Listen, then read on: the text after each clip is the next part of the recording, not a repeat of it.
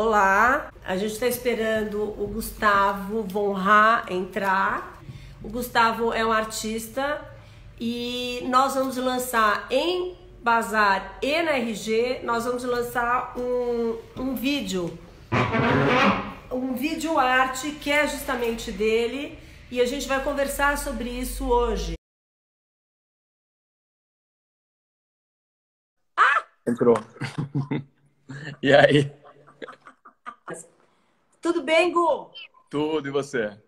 Também. Então, eu estava aqui, antes de você entrar, estava contando que, bom, que você é um artista e que a gente está tendo o prazer de fazer um lançamento do teu vídeo, que é um vídeo arte, e que nós vamos lançar isso juntos nas plataformas digitais da RG e da Bazar. E que Isso. foi uma ideia muito legal, porque do jeito que, por conta da pandemia, está tudo fechado e você teria que esperar muito tempo de um vídeo que ficou pronto em 2019 e que você ia lançar como instituição e que a gente tomou essa iniciativa bastante criativa, né? Diferente. Conta um pouquinho aí pra gente sobre o teu vídeo, sobre esse trabalho. Ou você quer começar a contar um pouco antes dele, um pouco da tua trajetória, como é que foi que você acabou desenvolvendo esse trabalho que você fez agora, esse último, que a gente vai lançar juntos. Então, eu sempre trabalho nos limites, assim, entre realidade e ficção. Isso é um assunto que sempre me interessou muito.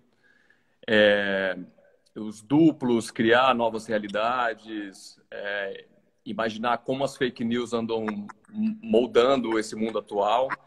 Então, eu sempre fui nesse rastro, assim. Os meus trabalhos anteriores falavam um pouco disso. Tinha umas bolas de espelho que se projetavam em imagens, e a partir disso eu fiquei pensando sobre apropriações do que seria o outro lado desse espelho, desses duplos, né? E materializar isso em desenhos. Aí eu tinha feito uma série anterior, que era da Tarsila do Amaral e do Leonilson, com autorização das famílias. E esse trabalho específico, ele consistia numa ação performática para recriar essas imagens, que elas pertenciam já ao campo da história da arte e depois elas caíram assim em reproduções, em livros, internet, etc. e tal. E aí era como se eu fizesse um atravessamento desse espelho de Alice, assim, para poder reintroduzir no sistema da arte essas imagens. A partir dessa produção específica, eu fiquei imaginando muito e pensando muito sobre essa ação performática que eu me sentia quase como um ator para desenhar. Mas espera um pouquinho. Então, espera um pouquinho que você acha que está muito rápido e muito acelerado nesse teu processo. Fazer um resumo. Fica difícil as pessoas entenderem. Então, assim, na verdade, eram trabalhos do Leonilson e trabalhos da Tarsila, que você fez um estudo sobre isso para reproduzir enquanto fake e com legitimado como fake, deixando de ser fake, portanto, que seria um novo trabalho. Tá errado? Isso, não, é isso mesmo. Essas imagens, elas renasceram como original, né? Então são imagens, na verdade, mas elas minhas. parecem, assim, eu já vi na tua casa, assim, Tarsila e tal, eles parecem Tarsila. Eles são praticamente iguais. Na época eu entrei em contato com alguns falsificadores também para poder fazer essa atuação, para levar meio que no limite isso tudo, para aquilo parecer o que deveria parecer. Só que, na verdade, ele causa um ruído nesse sistema das artes, né? Uma coisa que me interessa muito no papel dos falsificadores é justamente isso, porque eles colocam em xeque todo um sistema que segura uma legitimação de uma obra, a legitimação de uma imagem. Então, a hora que a gente tira uma desses pilares, eu fico imaginando o que sobra, né? Então, eu fiquei pensando nisso. Qual foi a experiência mais importante aí com esse com esses falsificadores? O que que é que eles te ensinaram, assim, de, sei lá, algo absolutamente disruptivo, né? De certa forma. Né? Um sistema É, totalmente disruptivo.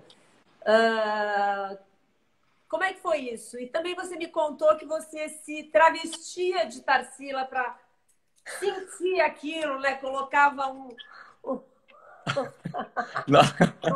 hobby, pintava a boca. Além na de verdade, tinha do uma traço, né, também. é que eu ficava pensando sobre o jeito que uma imagem sai do meu cérebro, atravessa o meu corpo inteiro até a ponta do lápis, né? Então, isso exige uma ação, quase como uma ação de um ator, a hora que ele recebe um texto e tenta elaborar isso e transformar numa ação física, né? Frente de uma Aham. tela ou público, enfim. Então, tinha essa investigação muito minuciosa, ela era muito minuciosa para eu descobrir o peso exato que cada artista usava naquele desenho, o tipo de grafite, as folhas de época que eu fui buscar em sebos, que é aí que entra a minha experiência com falsificador, porque eles me ensinaram que muitas das falsificações que circulam nesse mercado hoje, elas são trabalhos em papel, porque é muito mais fácil, são aquelas páginas brancas antes, né? Sim. Então, o dia que eles me contaram isso, eu achei bonito, porque parece que aquelas páginas estavam esperando alguma história para ser escrita. Assim, elas estavam lá, atravessando esse tempo, disponíveis para alguém desenhar ou escrever alguma coisa ali. E os Para alguém falsificadores ter essa fazem isso. ideia que você teve. É, foi. E os falsificadores atuam dessa forma e vão Aham. inserindo e subvertendo esse sistema inteiro, assim. Então, isso me interessa bastante. Sim. Então você sempre trabalhou, né? Mesmo as bolas de espelho já traziam isso, né? Esse reflexo do que você vê, o que é e o que não é, o que é verdade e o que não é, enfim. Fake news, como você estava falando, né? Que eu acho que tem a ver com isso, sem dúvida nenhuma, né?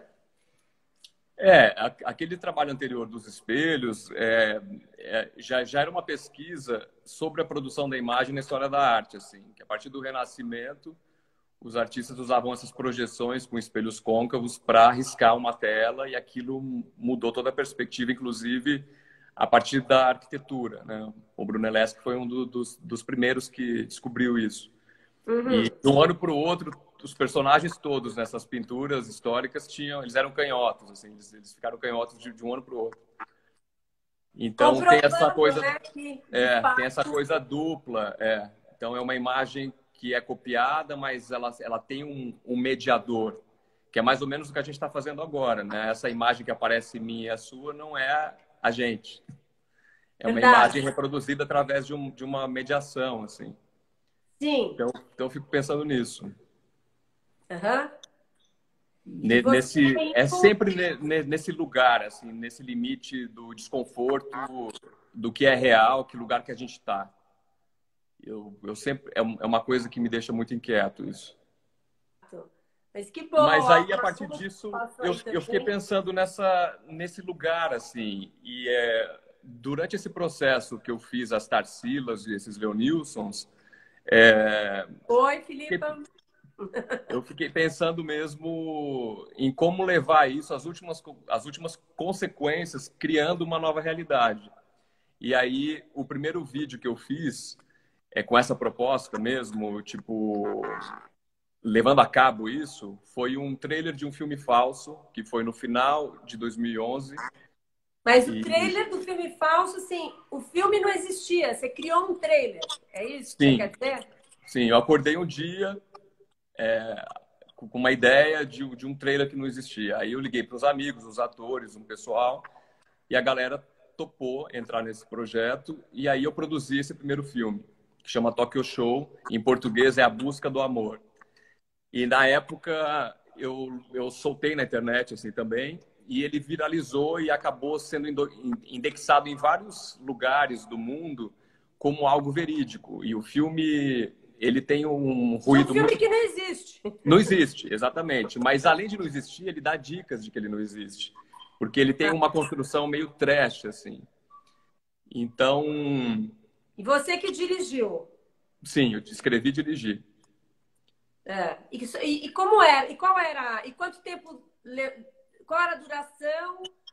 E quanto? A Isabela falando que existe sim. A Existe o Isabela trailer. participou desse filme. Existe o trailer, né? E virou.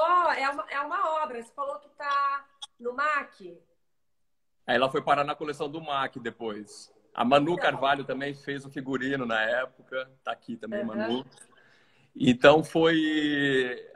Aí eu fiz esse primeiro trailer e aí eu descobri que, na verdade, esse projeto não era um trailer, né? Ele era parte de uma coisa maior, porque uma companhia de cinema precisa produzir o filme. Então, ele, na verdade, não era o Tokyo Show. O projeto era o Heist Films Entertainment, esse nome em É. inglês.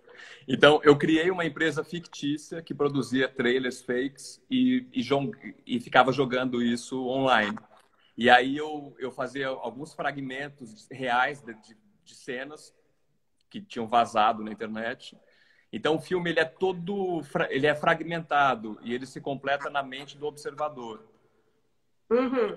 Então é quase que um quebra-cabeça da nossa realidade. Então cada um que tem acesso a esses vídeos constrói uma própria história, porque ele não dá tudo, ele dá só alguns dados, né? São índices da nossa realidade. E eu sempre. O que eu ia falar?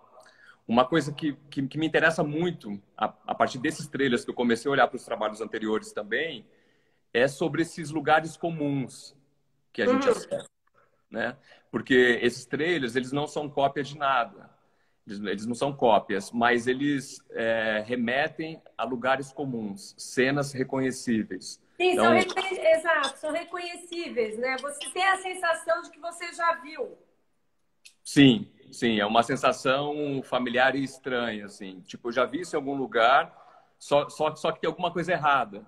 porque ele é construído como cinema, mas nessa série específica eu deixei uns ruídos técnicos bem evidentes, assim. Então, esse lugar comum, que parte de uma ideia de referência do André Morot, que é um francês que escreveu o Museu Imaginário, que Uhum. ele foi imaginando. Então, esse lugar é o lugar que me interessa demais, porque as narrativas que são escritas, a gente sempre pergunta assim, o que está em jogo, né? A história que a gente conhece, na verdade, sempre tem lacunas imensas, assim. E Claro. Beto Amaral tá aí. É. Angela Então, Mott. Hum. então eu fico pensando Então, nesses lugares possíveis, assim, que são reconhecíveis, que todo mundo acessa, que é um lugar teoricamente democrático, porque a gente já viu isso em algum lugar, ou na novela, ou num filme, ou na TV, ou numa propaganda, ou num lugar mesmo que as eu acho que pessoas que são cartões postais. a gente pode dizer que faz parte do inconsciente coletivo, né? Sim, São coisas tangentes a todos nós. De certo modo, todo mundo identifica como se tivesse vivenciado e nunca vivenciou, sim, não? sim. São essas histórias que a gente vai escrevendo, né? A partir das nossas próprias experiências. Então, Sim. elas são questões muito subjetivas, a partir do momento que eu estou olhando o mundo de dentro para fora, e, ao mesmo tempo, são questões completamente coletivas, porque elas afetam todo mundo o tempo todo, né? A gente tá vivendo em um mundo agora que está completamente tomado por fake news e a gente não consegue identificar quais são esses limites. Sem Então, às dúvida. vezes a gente vê uma notícia até de um veículo grande e a gente até duvida, né? Então, eu mesmo, eu sempre checo uma informação com 2 ou 3 jornais para Sim. conseguir entender. E claro que os jornais checam isso também, que deve ser uma pandemia, literalmente, de informação hoje em dia, assim, uma pânica, né? Não, total, total. Então, é como se a gente não tivesse mais lugar seguro no mundo. Então, esses lugares reconhecíveis, eles são, de certa forma, lugares confortáveis. Lugares que a gente pode ter algum conforto emocional, inclusive, né? Porque é um lugar que a gente já reconhece. Sim. Estou falando isso por conta do que a gente está vivendo agora, né? Que parece um grande filme de ficção. São filmes que a gente já viu nos últimos 10 anos no Muito cinema. mais até, né? Muito mais até. Muito mais. A gente vê muito isso, essa ideia de futuro, né? E de repente nós estamos vivendo de fato uma espécie de ficção. Muito Sim. difícil, né? De acreditar que isso seja uma realidade. Mas a nossa realidade está ligada a uma ficção também, né? Porque isso Totalmente. aqui é uma ficção. Essa realidade virtual é uma ficção, né? De certo modo. Sim, sim. Um deles Mas falando Corona Show. eu gostei disso. E, Gustavo, depois então desse primeiro, você fez alguns outros trailers, né? Na mesma onda que esse, até você chegar nesse teu agora, nesse último que vai lançar agora. Acho que você trabalhou mais algumas vezes dessa mesma maneira, que você dirigindo e com essa uma cara mais propositadamente trash, né? Sim. E acho que o diferencial desse último, que é o Grito, é porque justamente você deixou de ser... Você não está como diretor ali, né? Pelo que eu me lembro. Tô também. Você é. Mas você está com uma infra enorme ali, toda de... não tem mais um ar trash, digamos. Não, porque é um outro trabalho, né? Eu fiquei pensando nesse trabalho, em construir esse trabalho com o mesmo rigor de uma pintura histórica, assim, né? Então, mexendo exatamente na luz. Aí tem o André Schutz, que fez a direção de fotografia, junto com o Zuga, com o André Neves. Aí tem uma galera toda que fez de esse cinema, time, né? para a gente pensar essa construção juntos, assim. Então, eu fiquei pensando isso a partir desse lugar histórico mesmo, porque essa narrativa histórica da independência é uma ficção completa, porque a Casa do Grito, que é aquela casinha de sapê, não é de sapê, de taipa. É de taipa. De taipa, que está no Parque da Independência, próximo ao Museu Paulista, que é o Museu do Ipiranga, é uma casinha que foi construída muito tempo depois da pintura. Ela foi feita a partir da pintura. O Pedro Américo, naquela época, ele fez aquela composição, que é uma grande ficção. Só por ser uma pintura já é uma ficção, mas a maneira que ele construiu aquela imagem, a maneira histórica de fazer aquelas pinturas enormes, ele colocou uma casinha no fundo para ele tinha que fazer uma composição mesmo. Uma composição. Isso. E aí fizeram essa casa posteriormente. Então, é assim, uma ficção criando uma realidade histórica. Então, a Casa do Grito da Independência, que existe em São Paulo, ela é uma ficção. Ela não existia. Ela surgiu do quadro, não é verdade? Ela surgiu do quadro, basicamente, sim. Então, o quadro, quer dizer, a gente até já conversou um pouco sobre isso, né?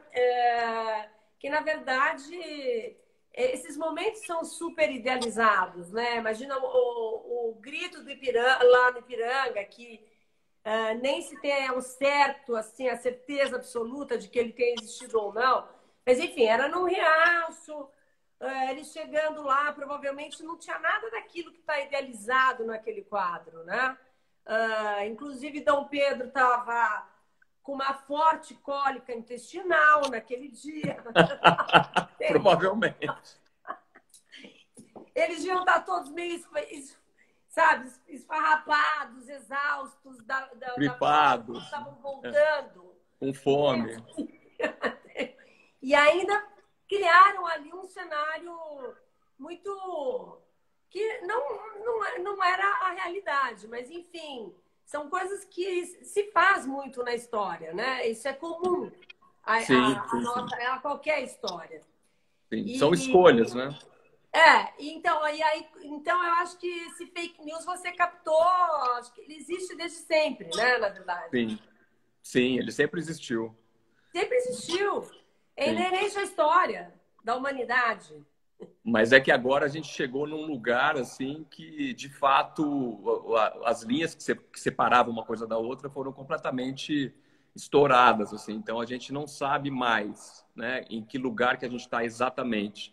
E principalmente numa história própria brasileira, da gente olhar para trás e falar como que a gente chegou até aqui, né, nesse lugar.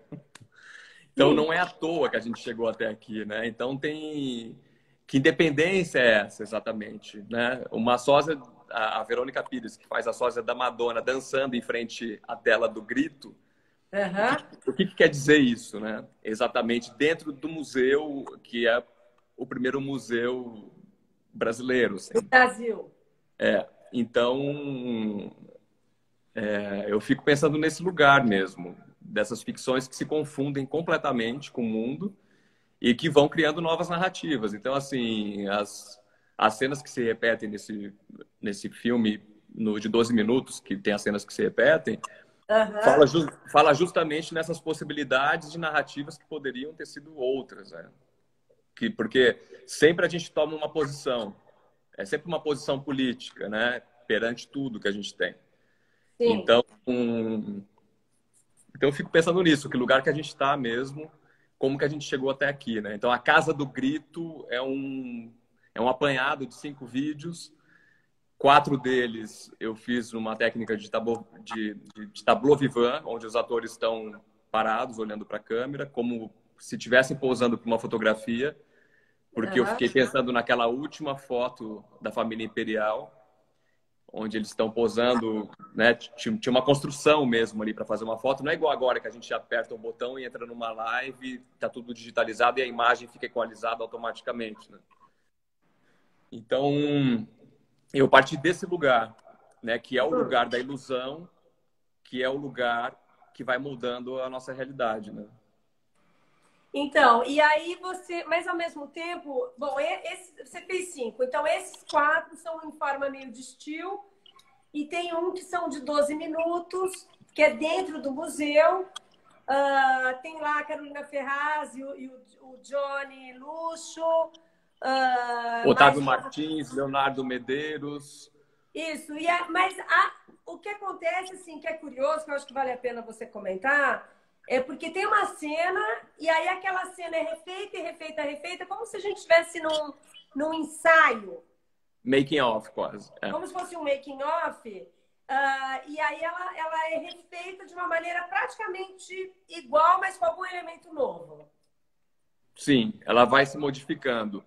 Tanto é que nessas repetições é muito comum na construção de uma imagem audiovisual a repetição para pegar ângulos. Enfim, no cinema geralmente usa-se uma câmera principal para fazer o master shot e aquilo vai se repetindo para não sujar a imagem, não aparecer nenhuma outra câmera, enfim. Então é comum a repetição para a gente conseguir fazer os inserts e tudo.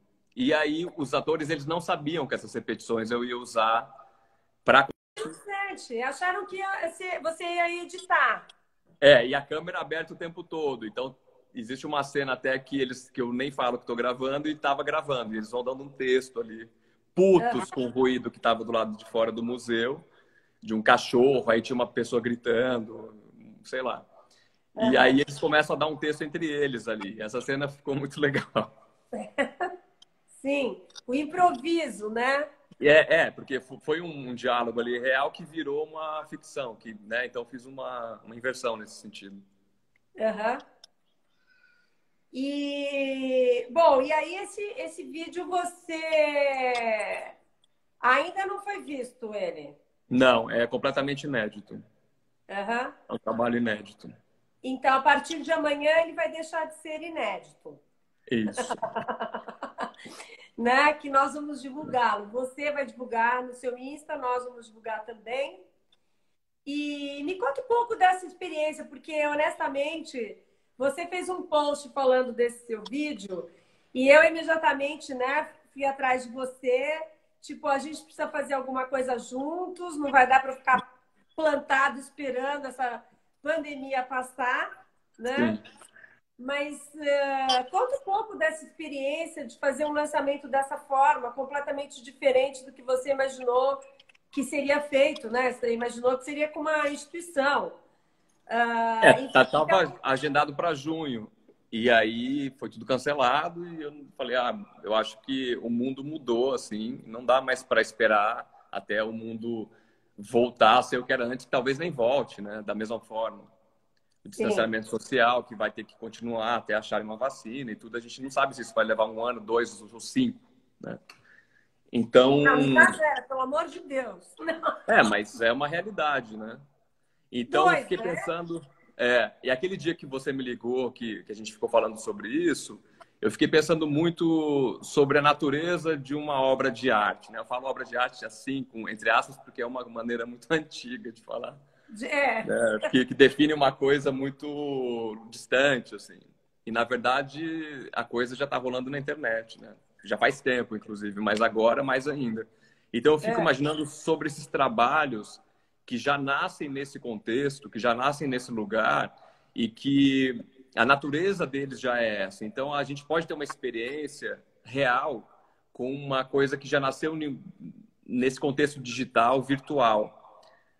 Até para a construção de uma imagem audiovisual, por exemplo, né? Que é diferente de repente, objetos que eu tenho, desenhos que eu já fiz e outras coisas, instalações, que precisa de uma experiência no espaço físico. Então, se eu pego uma imagem dessa, fotografo e coloco na internet, aquilo não é experiência, aquilo é só uma reprodução, que é Sem totalmente dúvida. diferente de um vídeo. O vídeo é a experiência quando você está tendo, né? Porque o veículo que foi usado é aquele, a natureza dele é essa. Sem Então, dúvida. então é muito. Eu fiquei pensando muito também nessas experiências que duram 24 Deu horas. uma congelada aqui. Ah, voltou. Oi, Oi? Elisa. Ah, estava um pouco congelado. Deu uma congelada. Mas, enfim, então, exato. Acho que você estava pensando nessa possibilidade. Você está numa linguagem que é absolutamente atual e possível dela ser vivenciada, experimentada, mesmo numa pandemia, mesmo num isolamento social, em qualquer situação, né? Você diz, enquanto que tá tendo, você já deve ter visto, né? Tem mil programações para se visitar museus, galerias, Sim, mas eu né? acho muito problemático isso, porque é aquilo que eu estava falando aqui. Exato. É claro que que é uma opinião muito pessoal e subjetiva, mas eu estou falando como artista, né? Que eu trabalho com outras mídias e então eu posso falar, enfim, eu faço coisas materiais, né? Sim, Que eu sim, sim. acho muito problemático inserir um tour virtual em um museu ou galeria, etc. e tal, porque aquilo é só uma reprodução, aquilo não é experiência alguma, né? Então, Exato. Que é o que você estava dizendo. algumas feiras estão fazendo, eu acho que foi Basel Hong Kong que eu recebi, e aí, assim, com uma senha VIP, através da senha VIP, você tem acesso a uns detalhes da obra. Mas Sim. aquilo é uma ilusão pura, né? Aquilo não é a experiência. Então, a natureza daquele trabalho, ela precisa ser vista, ela precisa de um espaço. É claro que a gente Uhum. pode ter uma ideia por registro, mas vai ser importante voltar para esse lugar em algum momento, né? Claro. Esse lugar é meio inviável para essa prática, né? Das artes visuais, das artes plásticas. E que jeito que eu vou mostrar uma instalação igual aquela que eu fiz no Sesc, que tinha toneladas de terra, com É. cerâmicas. É impossível aquilo. É A impossível gente quer mostrar. experiência. Sim, sim. Então, aquilo é só uma Não. reprodução. Em imagem, é só uma reprodução. Sim. E a natureza de algo que já nasce nesse contexto que a gente está agora, ela é muito mais potente, eu acho. Eu acho que ela é muito Ela mais é possível. Ela é muito mais possível. Então, eu tenho pensado muito nisso. E os meus stories têm durado, assim, 20 minutos por dia. Eu tenho feito umas edições absurdas, assim, com uma colagem de tudo que está acontecendo diariamente, nesse absurdo que a gente está vivendo. Que isso volta de novo para a Casa do Grito, que eu acho que é um grande momento da gente olhar para isso e entender exatamente que país é esse, né? Assim, tipo... é. Mas eu acho também que, independente aí do contexto político que os teus stories têm, que Sim, eles têm, né? São, mas de um jeito super humorado, um deboche inacreditável que você faz e tal. Mas mas a linguagem, a colagem que você faz é um trabalho. Ele já é um Sim, trabalho. Aquilo já é um trabalho. Então, eu acho super interessante a possibilidade de usar uma coisa, um objeto comum ali, né? Tá usando um stories, mas na tua, assim, o meu stories não é um stories artístico, entende? Mas na mão de um artista, aquilo lá é possível de virar arte, mesmo uhum. sendo super efêmera. Porque aquilo se você salvasse aquilo, colocasse depois para girar em outro lugar, que a gente pudesse ver, juntasse todos eles, Sim. fizesse Eu tô missão. arquivando, ele vai virar uma sequência, uma série. Ah, olha só, Tô não arquivando já há podia. alguns anos, né? Bom, então é isso mesmo, né?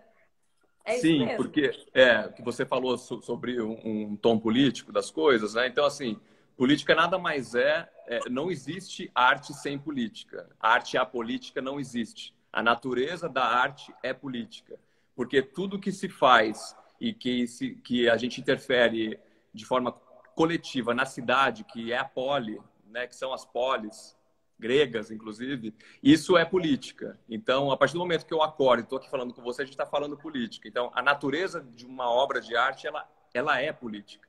Eu Então, sei que não, independente. não, eu sei, é que na verdade qualquer coisa é política.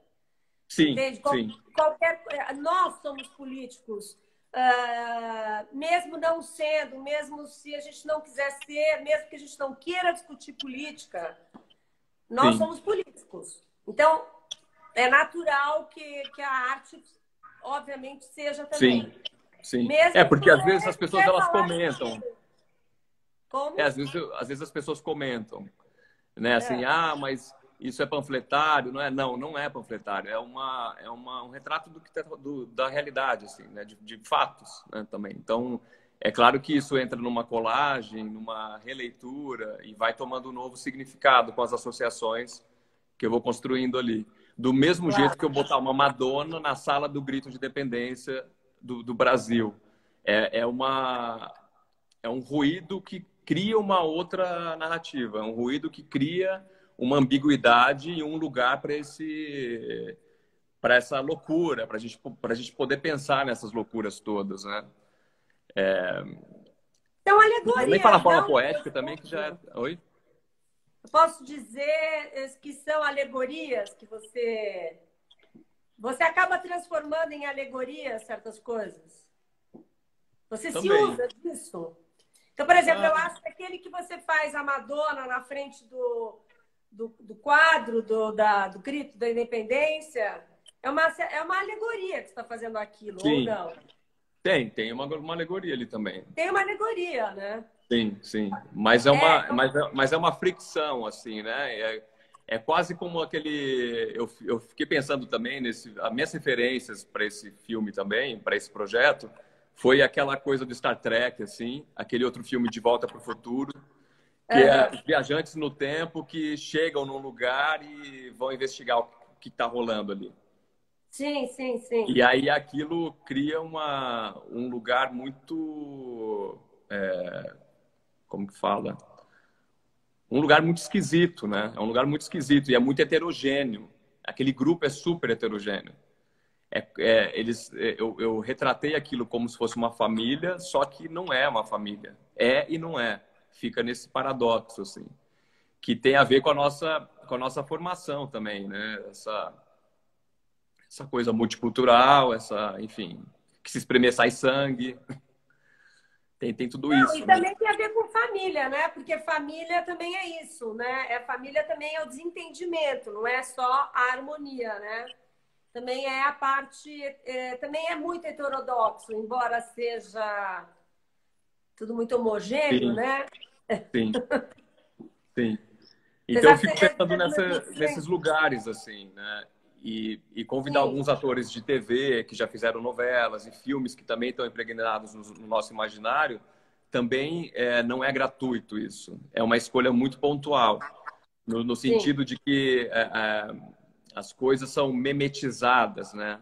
E a nossa formação aqui se dá muito também pela televisão, sim. em várias medidas. A nossa construção individual se dá nesse lugar também. Então, Cultura de massa, né? oi? Cultura de massa. Sim, totalmente. E aí eu fui fazendo essa colagem toda para criar esse lugar esquisito dentro do Museu do Ipiranga, assim. E É que eu depois acho quero que ver o que as também. pessoas vão achar. Não, vão achar maravilhoso, tá? Eu já vi e eu amei. Não, acho que vai ser super bacana, Não, como porque o sempre. tempo é outro tempo, é outra coisa, não é é como se eu abrisse os bastidores assim, olha como que faz, né? Olha como uma cena é construída. Olha como te enganam. É, Olha como é fácil te sensacional. enganar. É, exato, é. Mostrando como faz em fake news, vai. É, mais ou menos isso, numa estratégia que eu tenho trabalhado há algum tempo. Aham.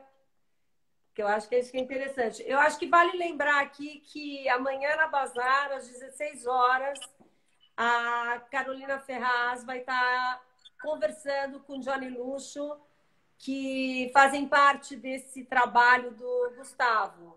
Então, não deixem de assistir na Bazar, que a conversa dos dois, que vai ser amanhã às 16. Isso, eles vão falar um pouco desse ponto de vista a partir do set, a partir da construção dos personagens deles. Então, eles vão falar disso amanhã, dessa experiência de ator dentro de um lugar que é um vídeo experimental de um artista visual que não é do mainstream, não é do cinema, não é da TV. É um outro lugar totalmente maluco, assim. Então, eles vão falar dessa experiência amanhã, dessa experiência dos dois ali no set, enfim, como que surgiu isso, né? A maneira que eles receberam o texto e como que eles colocaram a própria voz em cima daquilo e como que aquilo virou o que virou, que a gente vai ver amanhã. E, Gustavo, e você tem assim, alguma predileção por algum trabalho seu? Seria esse que ainda está por nascer, entre aspas, né? Ou para ser mostrado. Não sei quando você considera também que um trabalho já nasceu, depois dele ser visto ou quando ele termina de ser feito. Também não sei como é que é essa tua percepção, porque como é isso? Quando você considera um trabalho feito, porque, e principalmente um trabalho assim, que é diferente de você na época da tua bola, por exemplo. Ela estava feita, mas esse depende muito mais ainda do outro, né? Que é quem assiste, para completar toda a ideia, né? Ou não? Sim. Não, eu acho que tem trabalhos muito ruins e trabalhos que eu acho que são bons. Tem É, trabalho de começo, assim, que eu olho e falo, nossa, umas ilustrações horríveis que deram super errado. E tem trabalhos que eu olho hoje e falo, puta, que legal isso que tem 15 anos. E eu gosto de olhar para é. aquilo. E tem coisas que vão pro lixo, né? Tem, depende. Mas eu tô curtindo muito esse trabalho que a gente vai mostrar amanhã. Eu fiquei muito em cima dele para trabalhar nisso. E eu fiquei satisfeito. Bom, acho que caiu a conexão. Nós vamos ficar por aqui. E mando um grande beijo para vocês. E voltamos num outro momento, tá bom? Um beijo grande para todos. Tchau, tchau.